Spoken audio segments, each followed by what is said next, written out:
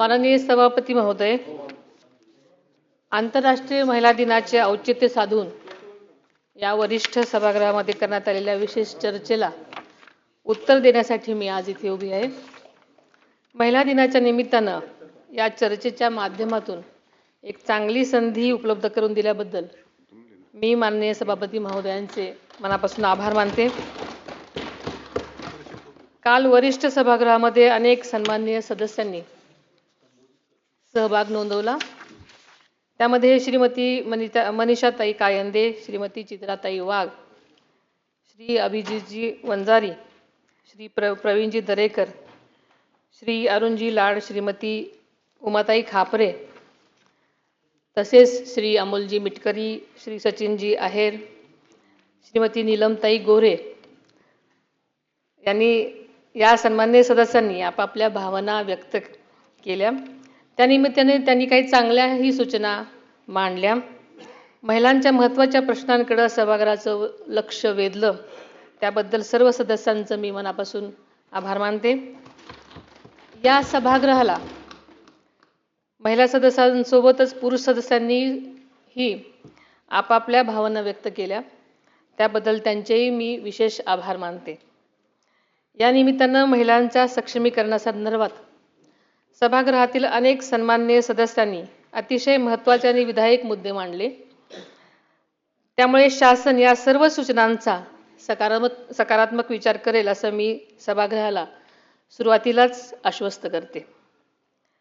सभापती महोदय, 8 मार्च हा दिवस जगभरात आंतरराष्ट्रीय महिला दिन म्हणून साजरा करण्यात आला। नारी शक्तीचा गौरव करणारा हा दिवस महाराष्ट्रासाठी विशेष प्रेरणादायी आहे। महाराष्ट्राची ही भूमी स्वराज्य जननी जिजाऊ माँसाहेब, क्रांतिज्योती सावित्रीबाई फुले, पुण्यश्लोक अहिल्यादेवी होळकर, महाराणी ताराबाई यांच्यासारख्या महान स्त्रियांच्या कार्याने पावन झालेली आहे आणि त्यांचीच प्रेरणा घेऊन आपण सर्वजण काम करत आहोत। आंतरराष्ट्रीय महिला दिनाचे औचित्य साधून मी अत्यंत महत्त्वाची शासनाची आज घोषणा आपल्यासमोर करते आहे। महिला दिनाच्या पार्श्वभूमीवर मुंबई महानगर क्षेत्रातील शासकीय महिला कर्मचाऱ्यांसाठी शासनाने एक महत्त्वपूर्ण निर्णय घेतलेला आहे। कम अर्ली गो अर्ली या संकल्पनेअंतर्गत मुंबई महानगर क्षेत्रातील महिला कर्मचाऱ्यांना सकाळी 9:15 ते 9:45 या दरम्यान कार्यालयात लवकर घेऊन जितकी मिनिटे आधी कामकाज करतील तितकीच मिनिटे संध्याकाळी कार्यालयातून लवकर निघण्याची म्हणजेच 30 मिनिटांची सवलत देण्यात येईल। या निर्णयामुळे गर्दीच्या वेळेत होणारी महिलांची गैरसोय नक्कीच कमी होण्यास मदत मिळणार आहे। माननीय सभापतीजी, काल सभागृहात झालेल्या चर्चेदरम्यान सन्माननीय सदस्य मनीषाताई कायंदे यांनी मांडलेले मुद्दे अत्यंत महत्त्वाचे आहेत। त्यात प्रामुख्याने फेस रिकग्निशन तंत्रज्ञानाच्या वापराबाबत व मिसिंग महिला व मुलांचा शोध घेण्याबाबत मुद्दा उपस्थित केला गेला। सभापती महोदय, या अनुषंगाने मी सभागृहाला सांगू इच्छिते की हरवलेले मुलं मुली यांचा शोध घेण्याकरता एकूण 14 ऑपरेशन मुस्कान राबवण्यात आलेली असून त्या अंतर्गत 42,594 बालके शोधलेली आहेत। तसेच हरवलेल्या महिलांकरता राज्यात सर्व जिल्ह्यांमध्ये मिसिंग सेल कार्यरत आहेत। या अंतर्गत ऑपरेशन शोध 1 व 2 अशा विशेष मोहिमा राबवण्यात येऊन यामध्ये एकूण हरवलेल्या 5,066 महिला आणि 2,771 बालकांचा शोध घेण्यात आलेला आहे आणि इथून पुढेही आम्ही या मोहिमा प्रभावीपणे चालवू याची शाश्वती आपल्याला देते। आणि सभापती महोदय, त्याचप्रमाणे छत्रपती शिवाजी महाराज टर्मिनस, चर्चगेट आणि बोरिवली स्टेशन या ठिकाणी रेल्वे मार्फत सायबर क्राईम रोखण्यासाठी ही यंत्रणा उभा केलेली आहे। त्याचप्रमाणे महिलांच्या प्रश्नाबाबत राज्य शासनाने 51 भरोसा सेल कार्यान्वित केले असून त्यामार्फत त्यांच्या समस्यांचे निराकरण केले जात आहे। सभापती महोदय, राज्य परिवहन महामंडळामार्फत बस स्थानकांवर CCTV प्रणालीही कार्यान्वित करण्यात आली असून त्याद्वारे पोलीस विभागास CCTV फुटेज उपलब्ध होणार आहे आधुनिक तंत्रज्ञानाचा प्रभावी वापर करून गुन्हेगारावर कारवाई करण्यात येत आहे. तसेच सन्माननीय सदस्या श्रीमती चित्राताई वाघ यांनी महिलांविषयी समाजाच्या मानसिकतेत बदल होण्याची आवश्यकता अधोरेखित केलेली आहे. शासनाने लाडकी बहीण, नमो महिला सक्षमीकरण, लेक लाडकी, अन्नपूर्णा, लखपती दीदी यासारख्या योजनांद्वारे महिलांचे आर्थिक सक्षमीकरण करण्यासाठी प्रयत्न सुरू ठेवलेले आहेत. तसेच मॅट्रिमोनी वेबसाईटवरील फसवणूक रोखण्यासाठीही आवश्यक कायदेशीर उपाययोजना करण्याचा शासनाचा प्रयत्न आहे. महिला व बालविकास विभागाच्या आधिपत्याखालील क्षेत्रीय कार्यालयांच्या सुधारित आकृतिबंधास उच्चस्तरीय समितीने मान्यता दिलेली आहे. सदर सर्व रिक्त पदे मंत्रिमंडळाच्या मान्यतेनंतर भरण्यात येतील. अध्यक्ष महोदय, सन्माननीय सदस्य श्री अभिजितजी वंजारी यांनी महिलांसाठी ठोस कृती आराखडा तयार करण्याची गरज मांडली. हरवलेल्या मुलींचा शोध घेण्यासाठी विशेष मोहिमा राबविणे, अंगणवाडी सेविका व मदतनीस यांच्या मानधनीचा प्रश्न, तसेच अंगणवाडी केंद्रामधील पायाभूत सुविधा सुधारण्याबाबत शासन सकारात्मकपणे विचार करेल. लाडकी बहीण योजनेच्या अधिक प्रभावी अंमलबजावणीसाठीही शासन कटिबद्ध आहे. अध्यक्ष महोदय, एकात्मिक बाल विकास सेवा योजना या केंद्र पुरस्कृत योजनेअंतर्गत अंगणवाडी सेविका व मदतनीस ही पदे मानधनी तत्वावर असून केंद्र व राज्य शिष्याचे प्रमाण 60-40 असून राज्य शासनाकडून अतिरिक्त मानधन देण्यात येते. तसेच कामाच्या आधारे त्यांना प्रोत्साहन भत्ताही देण्यात येतो. राज्यातील 17,254 अंगणवाडी केंद्रांना पिण्याच्या पाण्याची सुविधा उपलब्ध करून देण्यात आलेली आहे. सन्माननीय सदस्य श्री प्रवीणजी दरेकर यांनी महिलांच्या आर्थिक सक्षमीकरणासाठी विविध योजना आणि कर्ज सुविधांचा उल्लेख केला. महिला शेतकऱ्यांना अधिक हक्क मिळावेत, त्यांच्या उत्पादनांना योग्य बाजारपेठ मिळावी आणि महिलांच्या उद्योजकतेला चालना मिळावी यासाठी शासन संबंधित विभागांमार्फत प्रयत्न करत आहे आणि पुढेही त्यासाठी विशेष धोरणात्मक पावले उचलली जातील. आशियाई विकास बँकेमार्फत अर्थसहाय्यित मॅग्नेट प्रकल्पामध्ये 156 प्रशिक्षण कार्यक्रमांद्वारे 29,850 शेतकऱ्यांना प्रशिक्षण देण्यात आले असून त्यामध्ये महिलांचा मोठा सहभाग आहे. अध्यक्ष महोदय, त्याचप्रमाणे प्राधान्याने निर्यात विषयक प्रशिक्षण महिलांना दिले जाते. राज्यामध्ये मार्केटिंगची सुविधा उपलब्ध करून देण्याची उमेद मॉल, उमेद मार्ट आणि महालक्ष्मी सरस सारखे उपक्रम राबवण्यात येत आहेत.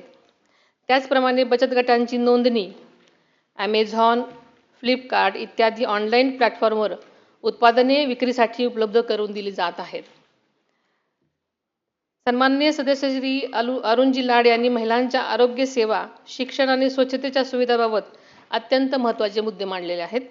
याबाबत मी सांगू इच्छिते की राज्य शासन सार्वजनिक आरोग्य विभाग व वैद्यकीय शिक्षण विभागातर्फे महिलांच्या आरोग्याच्या दृष्टीने प्रभावीपणे कारवाई करत आहे.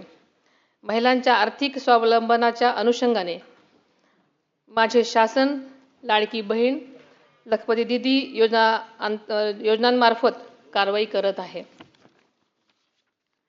सभापती महोदय, सन्माननीय सदस्या श्रीमती उमाताई खापरे यांनी आंतरराष्ट्रीय महिला दिनाच्या निमित्तानं विविध क्षेत्रांमध्ये महिलांचे वाढते योगदान अधोरेखित केले.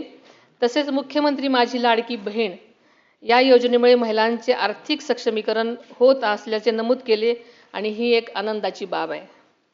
एकात्मिक बाल विकास या योजनेमध्ये राज्यामध्ये पूरक पोषण आहार कार्यक्रमाच्या अंतर्गत बालके, गरोदर महिला, स्तनदा माता, कुपोषित बालके इत्यादींसाठी पोषक आहारांचा समावेश करण्यात आलेला आहे. महिलांच्या पोषण आहाराच्या गुणवत्तेत सुधारणा करण्याची गरजही त्यांनी मांडली. त्याबाबत शासन योग्य ती पावले उचलत आहे.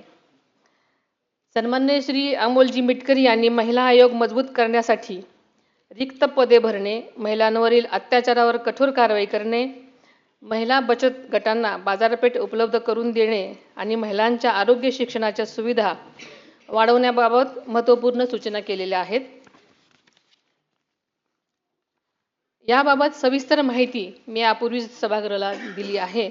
तसेच एकात्मिक बालविकास योजनेमार्फत 1,10,664 अंगणवाडी केंद्राच्या माध्यमातून राज्यात गरोदर महिला, स्तनदा माता यांना पोषक आहार पुरवण्यात येत आहे.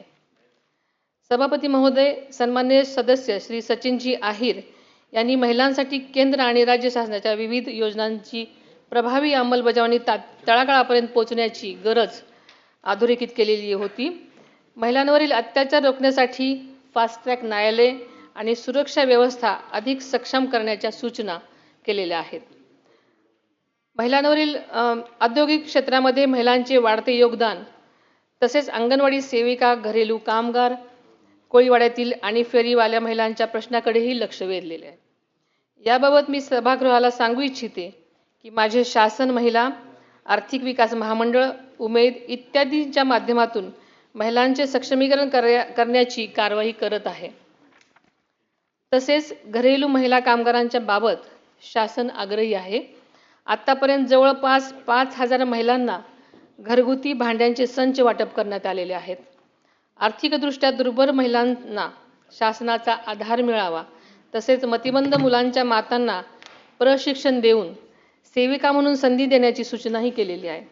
या सर्व सूचनांचा शासन गांभीर्यपूर्वक विचार करून आवश्यक त्या उपाययोजना नक्कीच करेल. उपसभापती तथा सन्माननीय सदस्या डॉक्टर नीलमताई गोरे यांनी राज्याच्या 4थ्या महिला धोरणासाठी सर्व विभागांनी प्रभावी कृती आराखडा तयार करून अंमलबजावणी करावी अशी अपेक्षा व्यक्त केलेली आहे. एकल महिलांच्या समस्यांवर राज्य शासनाने सर्वेक्षण करून विशेष उपाययोजना कराव्यात अशी ही मागणी केलेली आहे. आदरणीय दादांनी सुद्धा एकल महिलांच्या समस्या सोडवण्यासाठी वेळोवेळी बैठक घेऊन आवश्यक त्या सूचना संबंधितांना केल्या होत्या. याचा उल्लेख अर्थसंकल्पीय भाषणात सुद्धा माननीय मुख्यमंत्री महोदयांनी केलेला होता. महाराष्ट्राचे 4थे महिला धोरण लागू करण्यात आलेले आहे. हे धोरण लवचिक स्वरूपाचे असून त्यामध्ये काळानुरूप बदल करण्याची तरतूद करण्यात आलेली आहे. या धोरणाच्या प्रभावी अंमलबजावणीसाठी उच्चस्तरीय समिती गठीत करण्यात आली असून विभागनिहाय कोणत्या विभागानं किती दिवसात कारवाई करावयाची आहे याबाबत तरतूद करण्यात आलेली आहे. ग्रामीण भागातील महिलांचं जीवन अधिक सुकर व्हावं या उद्देशाने राज्याचे प्रथमच आदिशक्ती अभियान राबवण्यात येत आहे.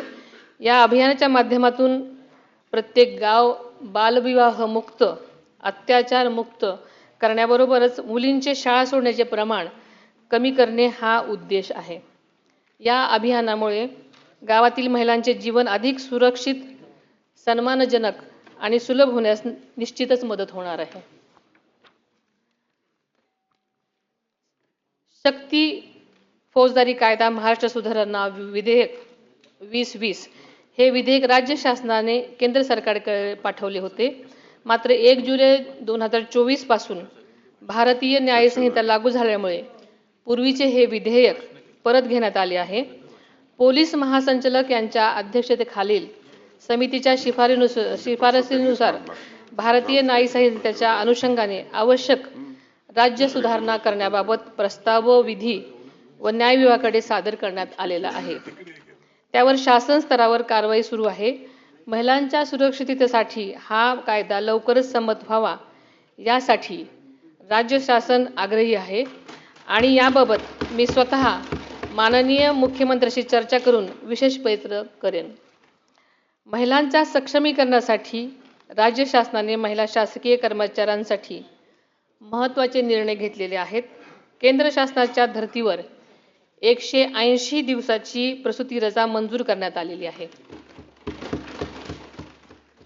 प्रसूती रजेनंतर गरज भासल्यास कमाल 1 वर्षापर्यंत वैद्यकीय प्रमाणपत्राशिवाय देय अर्धवेतन रजा घेण्यासही परवानगी देण्यात आलेली आहे. मातृत्वाचा सन्मान राखत महिलांना कुटुंब व सेवेत समतोल साधता यावा हा या निर्णयामागचा मुख्य उद्देश आहे. सभापती महोदय, सभागृहातील सन्मान्य सदस्यांनी केलेल्या सर्व सूचनांचा शासन सकारात्मक विचार करून महिलांच्या सक्षमीकरणासाठी आवश्यक त्या उपाययोजना करेल. आरोग्य, कायदा, बचत गट, सहकारी संस्था, असंघटित महिला कामगार, महिला ऊसतोड कामगार तसेच अत्याचारग्रस्त महिलांसाठी विविध कार्यक्रम राबवण्याची गरज शासनाने ओळखलेली आहे. त्यासाठी आवश्यक आर्थिक तरतुदही करण्यात आलेली आहे.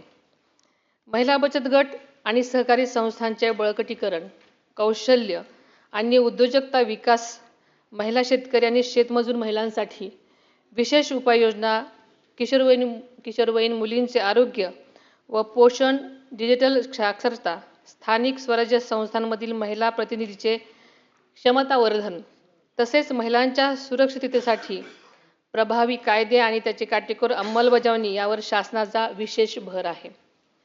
कौटुंबिक हिंसाचारग्रस्त महिलांचे पुनर्वसन, आशा आणि अंगणवाडी सेविका, आत्महत्याग्रस्त कुटुंबातील महिला आणि विविध क्षेत्रातील महिला कामगारांचे सक्षमीकरण करत महिलांच्या सर्वसमावेशक विकासासाठी महाराष्ट्र शासन कटिबद्ध आहे.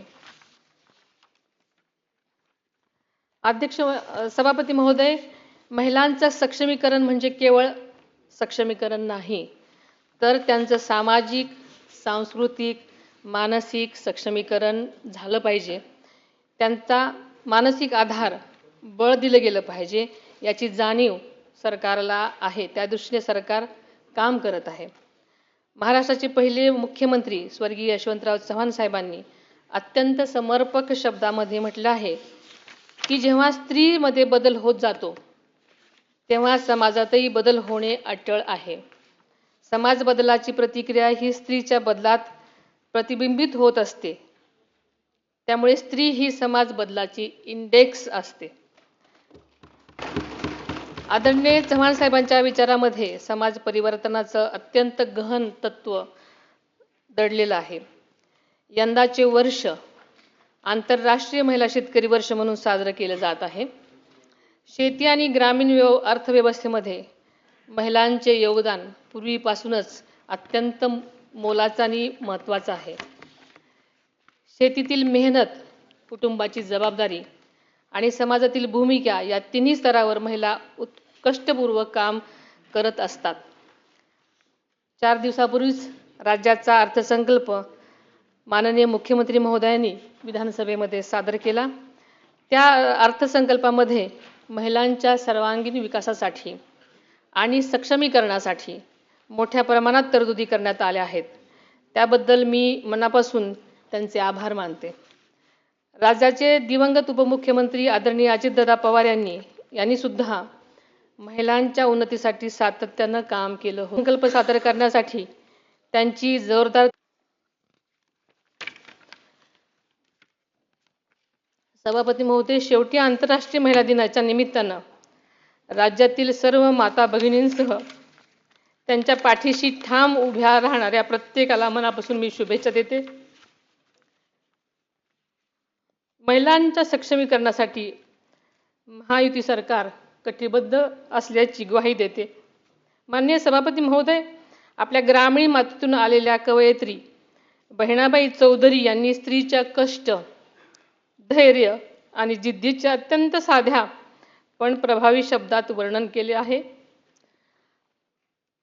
त्या म्हणतात, अरे संसार संसार जसा तवा चुल्यावर, आधी हाताला चटके तेव्हा मिळते भाकर. आपल्या सगळ्याला हे माहिती आहे, पण त्यांचा अर्थ खूप खोल आणि सखोल आहे. या ओळीमध्ये स्त्रीच्या सहनशीलतेची, कष्टाची, सृजनशक्तीची ताकद दडलेली आहे. आजची स्त्री अशा जिद्दीने संकटांना सामोरी जात स्वतःचा, कुटुंबाचा आणि समाजाचा विकास घडवत आहे. याच विचारातून महिलांना सन्मान, संधी आणि सुरक्षितता देणारा समाज घडवण्याचा आपला संकल्प अधिक दृढ करूयात असं आवाहन करते आणि आज थांबते. धन्यवाद. जय हिंद, जय महाराष्ट्र.